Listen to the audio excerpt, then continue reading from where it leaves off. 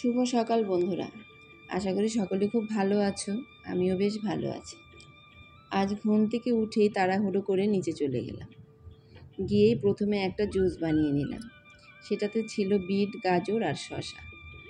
আর এর মধ্যে একটু জল দিয়ে আমি মিক্সিতে পেস্ট করে এটা দিয়ে একটা জুস বানিয়ে নেব। যেহেতু মেয়ের আজকে পরীক্ষা, তার জন্য একটু ভালো করে খেয়াল রাখছি যেন শরীরটা যেন ভালো থাকে।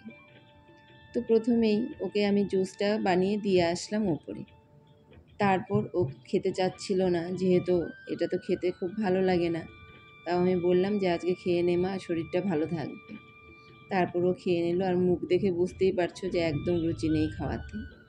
আর এদিকে আমি ওকে ড্রেসটা বার করে ওকে বললাম তুই রেডি হয়ে নে।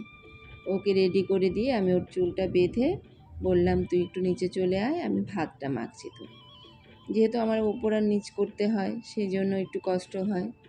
তো এখানে আমার ওকে চুলটাও বাঁধা হয়ে গেছে। তো এখানে তারপর ও ড্রেসটা আমি একটু ভালো করে ঠিকঠাক করে দিয়ে বললাম যে ঠিক আছে, আমি তাহলে একটু বিছানাটা ঠিক করে নিই। বিছানাটা একটু গুছিয়ে নিয়ে ওইদিকে আমি একবারে নিচে চলে গেলাম, কারণ বারবার না ওপর নিচ করতে আর ভালো লাগে না। যে কাজটাই বাকি থাকবে তার জন্য আবার ওপরে তাড়াহুড়ো করে চলে আসতে হবে। যার জন্য ও ড্রেসটা ছেড়েছে, আমি একদম ভালো করে সব কিছু গুছিয়ে রেখে নিচে চলে গেলাম। আর যেই নিচে গেলাম, গিয়ে দেখলাম ওইদিকে ভাত একদম পুরো গরম, মানে সবে শাশুড়ি নামিয়েছে আর আমি তখনই গিয়ে ভাতটা ওকে বেড়ে দিচ্ছি।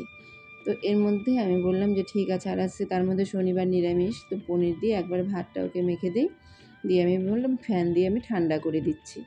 তো এদিকে আমি ফ্যানে বসে আমি ঠান্ডা করে নিলাম, নিয়ে ভাতটা ওর কাছে নিয়ে গেলাম। নিয়ে গিয়ে বললাম যে তুই একটু ভাতটা খেয়ে নে।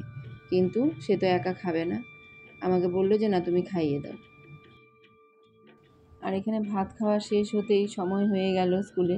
এদিকে ঠাকুমাকে বাবাকে প্রণাম করে নিল, আমাকেও প্রণাম করে নিল। আর এদিকে চোখে মুখে ভয়। ওর প্রত্যেকটা পরীক্ষা আসবে, পরীক্ষা আসলেই ওর খুব ভয়।